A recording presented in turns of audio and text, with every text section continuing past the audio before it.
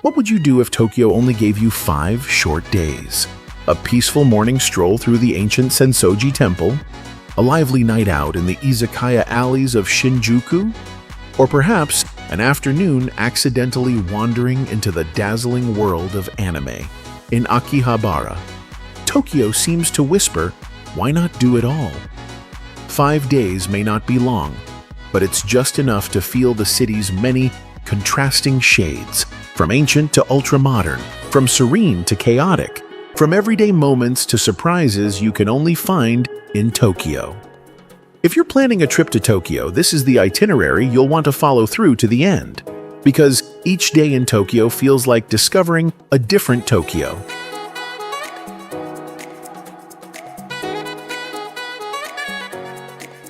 Five-day itinerary overview. Day 1. Historic and gentle Tokyo. Day 2. Youthful and energetic Tokyo. Day 3. Akihabara and game anime culture.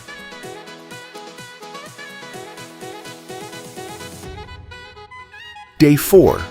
Quiet and unfamiliar Tokyo. Day 5. Brunch and shopping before departure. Day 1. Begin with Old Tokyo. If this is your first time in Tokyo, Asakusa is the perfect place to start. Not because it's famous or Instagram-worthy, but because it's where you can ease into Tokyo's rhythm. Calm, unhurried, yet full of color. The moment you step through the Kaminaramon gate, your first feeling might be a little overwhelmed. It's crowded. Tourists and locals alike all gather here. But quickly, the atmosphere grows on you. Vibrant and warm. On both sides of the street, vendors sell freshly grilled mochi, senbei, and taiyaki. Everyone seems to be eating, chatting, and simply enjoying the moment. For me, this was the first time Tokyo felt approachable, surprisingly intimate.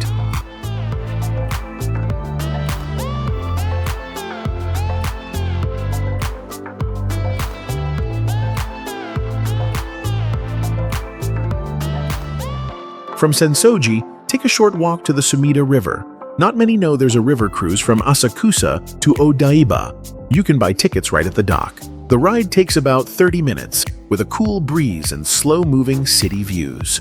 As Tokyo's Skytree gradually comes into view, reflecting sunlight on its glass surface, I thought, it looks like a samurai sword standing upright in the sky. Modern, yet poetic.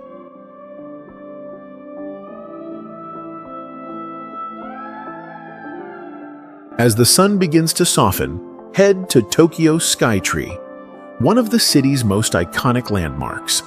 It's an ideal spot to view the cityscape, especially around sunset. You might have to wait a bit to get to the observation deck, but it's worth it. From above, the city looks like a model. Tiny houses, trains slicing across tracks, and on a clear day, even Mount Fuji in the distance. I stood there for minutes, taking no photos, not because I was tired, but because it was too beautiful to do anything but be still.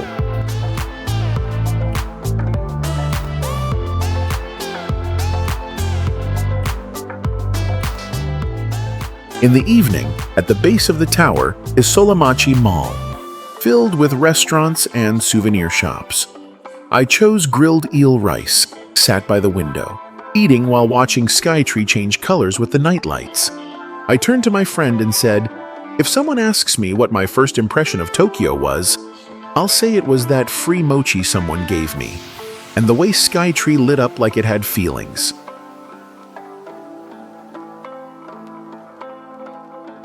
Pro tips for your first day in Tokyo. Go to Sensoji early, before 9 a.m., to avoid crowds and get rare, empty photos. Take the Sumida River cruise from Asakusa to Odaiba if you want to pair it with a modern destination.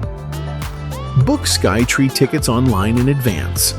Aim for a time close to sunset to watch the city shift from day to night. Restaurants near Solamachi Mall fill up fast on weekends. During holidays or peak season, make reservations via website or app. There's no need to rush your first day in Tokyo. Just walk slowly, take in the sights, eat a little, and enjoy. You'll feel like you're already in sync with the city. Tomorrow will be a completely different Tokyo. Hey you, where are you watching from? We'd love to know what city you're in. Drop us a comment so we don't feel so alone. A small gesture, but it really keeps us going. Thank you, and we love you so much.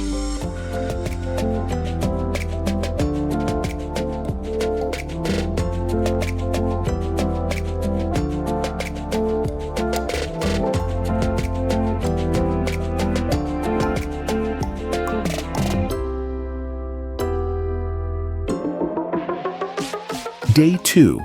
Modern, lively, and high-energy Tokyo.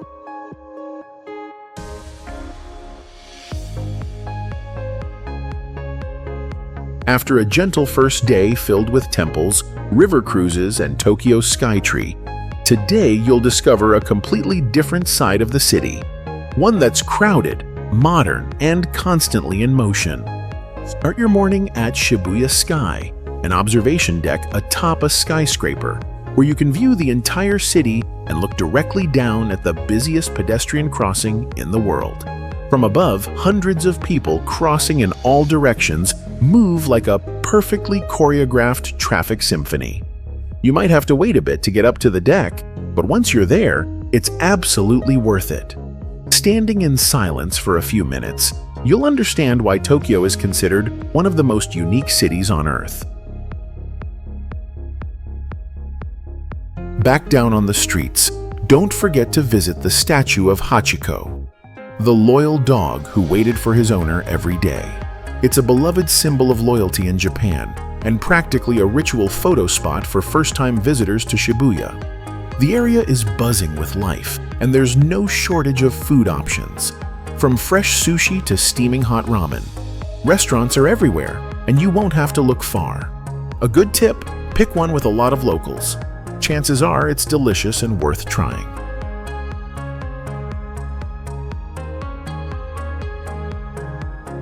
As your energy builds, Harajuku is the next stop. Famous for its youth street fashion scene. On Takeshita Street, you'll find colorful shops with styles ranging from cute to totally out there. If you love something quirky or unique, this is the place for you. Don't miss trying a Japanese-style crepe stuffed with whipped cream, fruit, or even ham. Fun to look at and surprisingly tasty. Just a short walk away is Meiji Jingu Shrine, a tranquil forested sanctuary in the heart of the city. The moment you step inside, you'll feel a shift. Everything quiets down. People walk softly, speak gently, and most just soak in the peaceful air. It's the perfect place to momentarily mute the noise of Tokyo, even just for a short while.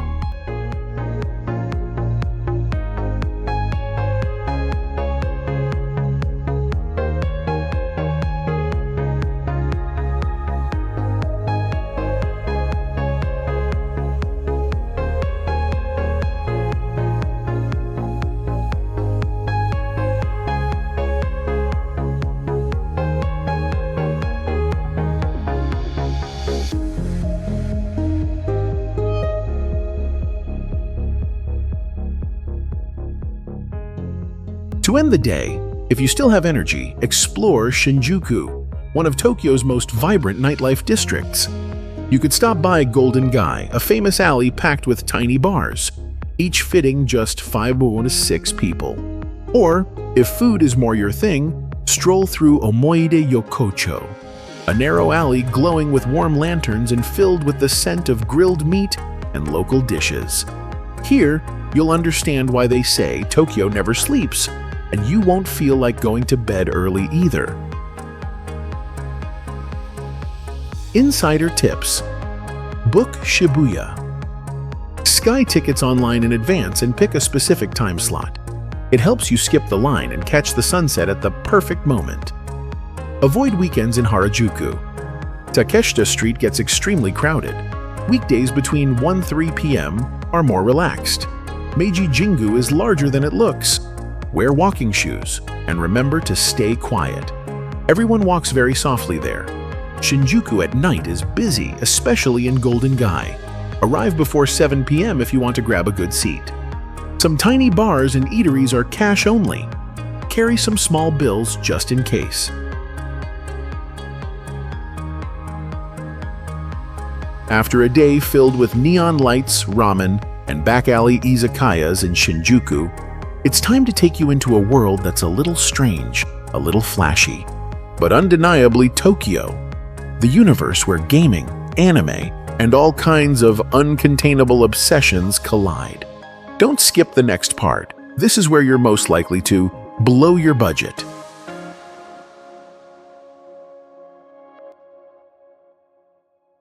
Day 3. A vibrant Tokyo. Games, anime, and playful sushi. After 2 days of exploring traditional and modern Tokyo, today is for pop culture lovers.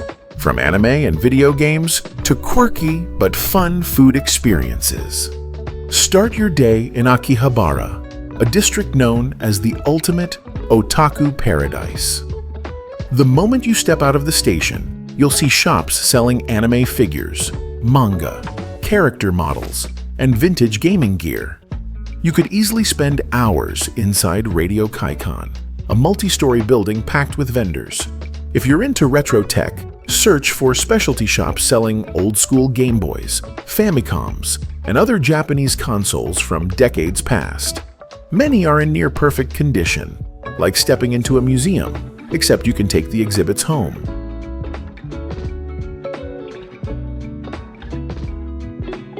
When your feet get tired, try relaxing at an anime-themed cafe, where servers dress as characters from various shows. If that's not your style, you can visit the Pokemon Center, a bright family-friendly store full of adorable Pokemon merchandise, perfect for both kids and adults.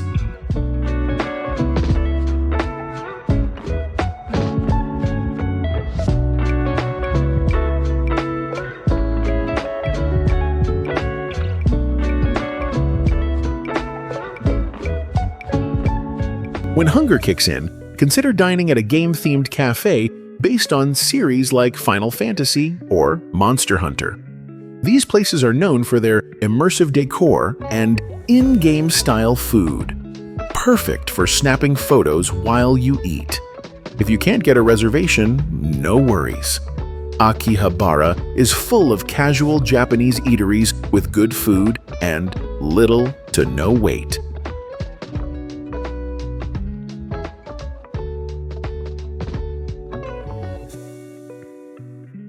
To shift the mood, head over to the Ginza Art Aquarium.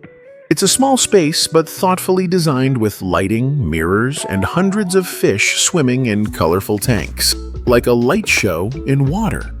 After a vibrant morning, this is a calming spot to sit down, breathe slower, and take some eye-catching photos.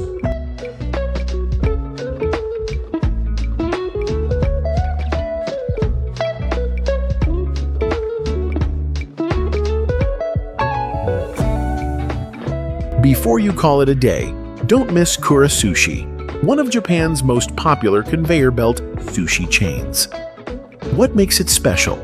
For every 5 empty plates, you get to play a mini-game right at your table. Win, and you'll receive a small capsule toy prize. Whether you win or not, the fun of eating while waiting for the game is what makes dinner truly memorable. As for the food, it's fresh, tasty, and affordable. A great pick for outings with friends or family.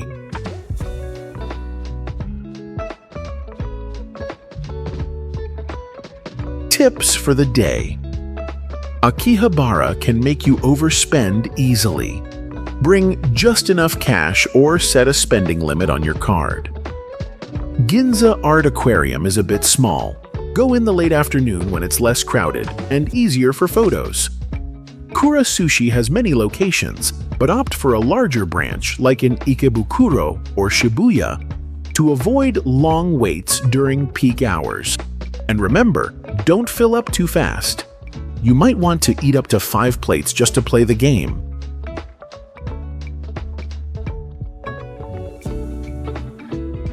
So after the bright chaos of Akihabara and the fun of conveyor belt sushi, you think you've seen all of Tokyo? Not quite. Because Tokyo has another side, quiet, calming, and best explored at a slower pace. In the next part, I'll take you to a Tokyo that doesn't quite feel like Tokyo at all.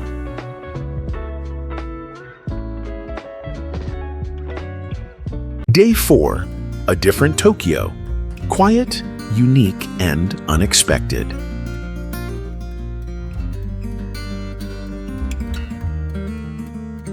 After several energetic days exploring Tokyo, today is the perfect moment to slow down. Tokyo isn't just neon lights, trains, and shopping malls. It also has quiet corners, gentle rhythms, and moments that make you forget you're in one of the world's largest cities. A great place to start the morning is Asakusa Temple, tucked away in a peaceful residential area in western Tokyo. This temple is famous for its hundreds of maneki neko, the iconic beckoning cat statues believed to bring good luck in Japanese culture. It's quiet, calm, and incredibly photogenic. If you love taking photos, filming vlogs, or simply sitting in a serene atmosphere, Asakusa is the place to be. And yes, you can buy a small cat statue as a souvenir. It's meaningful, lightweight, and easy to pack.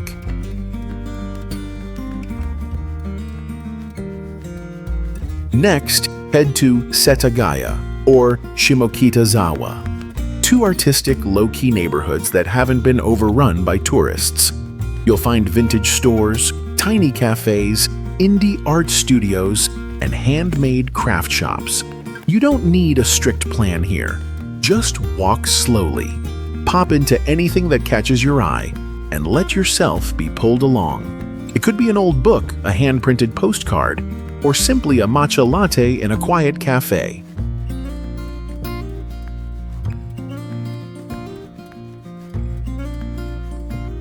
After wandering a while, your feet will probably need a break, and this is the perfect time to relax in a Japanese-style public bath. Indoor onsen. 2 popular options. Thermae U in Shinjuku, modern, clean, open late. Or if you prefer a more traditional atmosphere, try Uedo Onsen Monogatari, if it's still operating. Soaking in warm water, resting your body, no talking. Sometimes that's the best thing you can do for yourself after days of walking around Tokyo.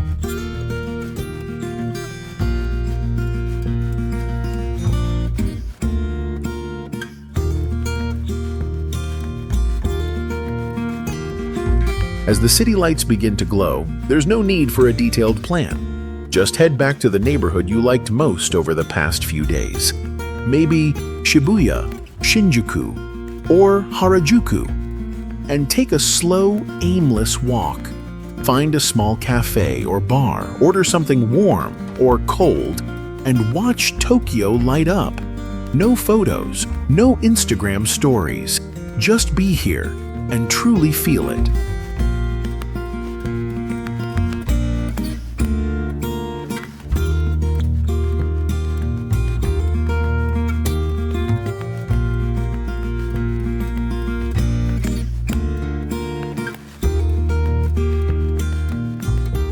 Tips for the day. Visit Asakusa in the morning. The lighting is better, fewer crowds, and it's easier to take photos. Shimokitazawa has tons of cool vintage shops and quirky cafes, but some only take cash. Bring a few coins or small bills. At onsen, make sure to shower thoroughly before entering the bath, and don't bring your phone into the bathing area. Therme-yu stays open late. If you want to stay longer, you can go in the afternoon and have dinner there too.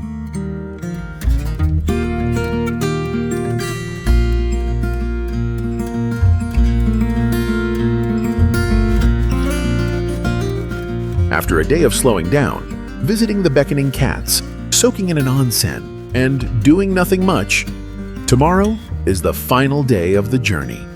But don't pack your bags just yet.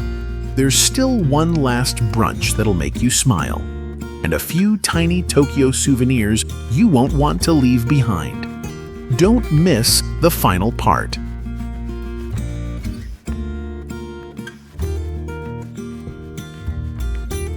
Day 5. A gentle ending, savoring the final moments in Tokyo.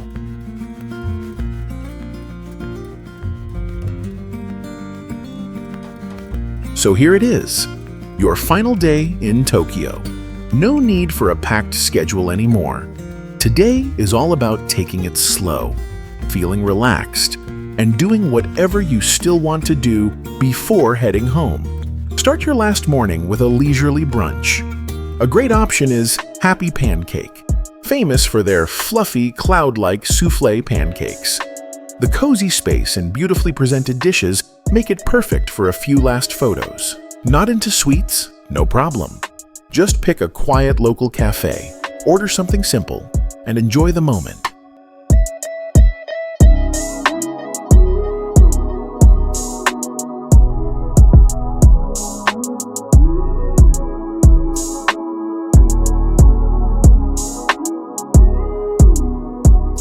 Then, you might want to squeeze in some last-minute shopping. Here are a few convenient and easy-to-find spots. Don Quixote, Donkey. A bit of everything. Snacks, cosmetics, home goods, and souvenirs. Muji. Perfect if you like minimalist, well-designed essentials. Loft. A wonderland of cute stationery, pens, lifestyle goods, and small, thoughtful gifts.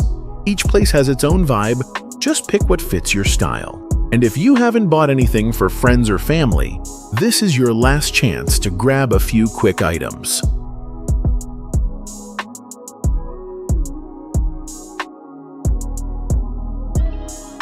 Finally, be sure to allow enough time for a comfortable trip to the airport. Depending on whether you're flying out of Haneda or Narita, choose the right transportation. Train, limousine bus, or taxi. Leave a little earlier than planned so you're not rushed, and so you can have a final moment to gaze out the window and take one last look at the city. On the way to the airport, you'll likely feel a mix of emotions. Part of you wants to stay, and part of you feels deeply satisfied with all you've experienced. Tips for the final day. Happy Pancake gets busy on weekends. Weekdays, mon-free, are easier for getting a table. Donkey is open 24/7, so if you forgot anything, you can go the night before. Muji and Loft often have sale sections. Check the shelves in the back of the store. If flying from Narita, leave at least 3 hours early. For Haneda, 2 hours is usually enough, and most importantly, leave space in your suitcase. You'll probably buy more than you planned.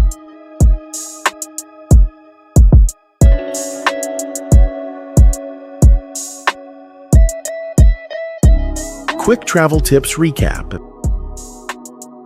For getting around Tokyo, just use a Suica or Pasmo card. Load money onto it and tap to ride trains or buses. It's super convenient. If you plan to take a lot of JR lines in one day, consider getting the Tokyo JR Pass for added savings. Just be sure to calculate carefully so it's actually worth it. As for food, it's simple. Mix local spots with trendier cafes for the best experience. Try ramen in a back alley, quick conveyor belt sushi, and stop by a photogenic dessert cafe for that perfect Instagram shot. Tokyo has no shortage of good food. The only issue is whether your stomach can keep up. Wondering when to go? March and April is perfect for cherry blossoms. October-November is fall foliage season. Cool, comfortable weather and breathtaking views. Both times are great for walking without getting too tired.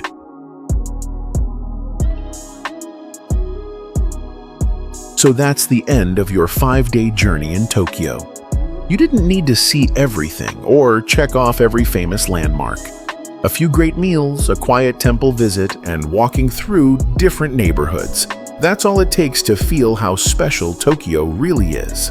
This city doesn't try to overwhelm you from the start. It slowly seeps in. And once you leave, you'll already want to come back. If you're planning a trip to Japan, I hope this journey becomes a small but useful part of your travel guide. And if you enjoy this calm, everyday storytelling style, like a Japanese travel documentary, don't forget to like, share, and subscribe so I can stay motivated to make more journeys like this one. See you at the next destination.